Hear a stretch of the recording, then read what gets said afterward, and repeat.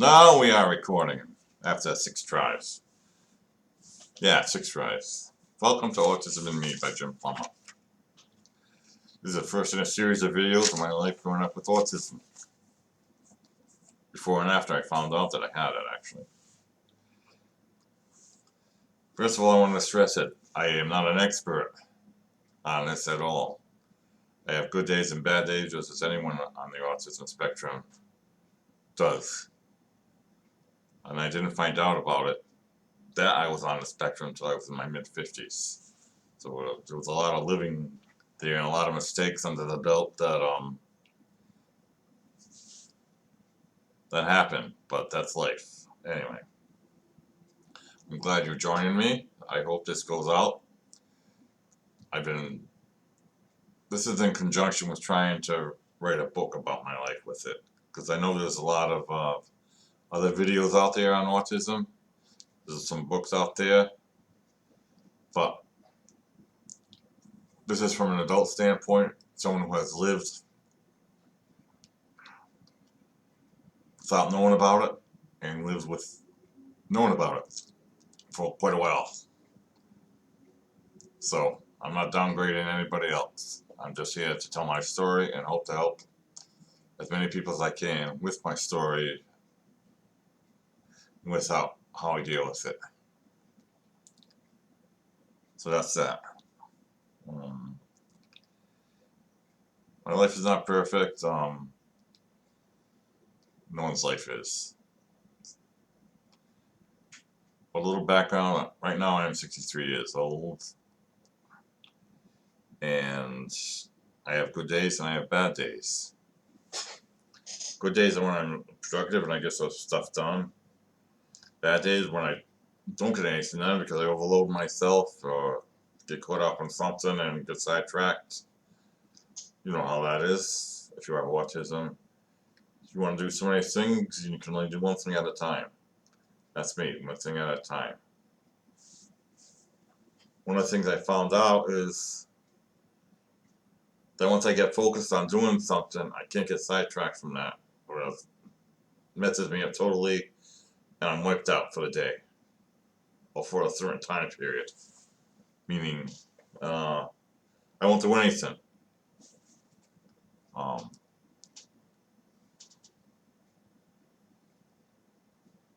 So yeah, so that's part of it. I grew up in a loving family. I'm one of 4 kids. I'm the second child and the oldest son, named after my father, Jim. My parents were very loving, very Catholic. We grew up in a strict Catholic family, went to church and all that kind of stuff. But that's beside the point. They did the best they could for me. When I grew up, there was no such thing as autism. You use a very derogatory term, retarded. You were slow. You were hyperactive. Yeah, that's another thing. Most people that are autistic have some kind of attention deficit disorder, which I do too. I get hyper-focused on things. Anyway. But my parents, I truly believe they did the best for me they could with the resources they had at the time. And I bear no ill will against them. Putting it right out there right now. I have a little notebook. I only wrote so many notes this morning. This has been on my mind to do for a long time, and finally gotten off my butt and doing it. My parents had 3 other kids, so we had to figure out. They had their hands full. We all went to different things and going places and doing different things. I was born in 1959. And I was in grade school in the mid-60s, and my parents were, like I said, very strict Catholics. So for the first 5-6 years of my older sister and us, went to Catholic grade school. The Catholic school I went to was kind of on the way out, so it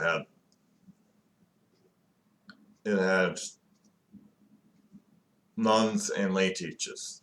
Lay teachers were nice because, I mean, they had children of their own, and I mean, they were more understanding and patient with you. The nuns, some of them were not too bad, and some of them were very bad. A few of them weren't mean to me, and I can't place any blame. They were just nuns who didn't have no background. They had maybe a little teaching degree or something, but they had no psychological background, how to deal with trouble kids or whatever. And I remember my first grade teacher, Sister Anna. Unfortunately, I had 2 years in a row because I was kept back in first grade. She made me sit in the corner a lot for reasons I don't remember. Those years of my life were very spotty. They pop up in my memory back now and then. I remember too much of that. First grade, I remember wearing a green shirt. No, not a green shirt. I am sorry. Green pants and a white shirt. And the name of the school is Saints Peter and Paul. But more about that later to come.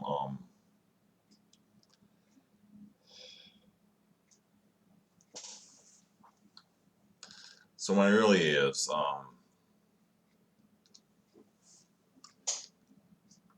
excuse me, but I'm winging this. I'm not good at writing stuff down. It takes me forever.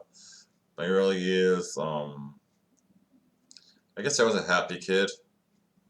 I think it was. I can remember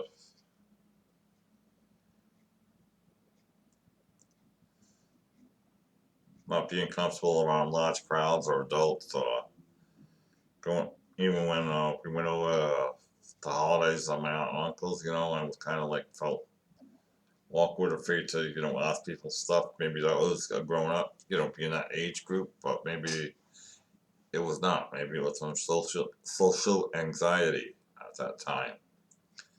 I think back, I remember my first day of going to first grade.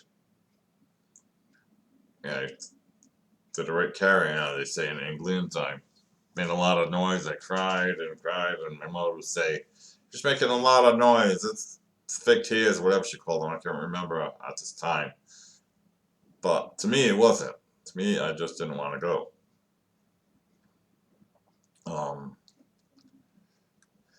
And I guess I did that for a little while, and then I got over it. I had no choice but to get over it because I was going no matter what.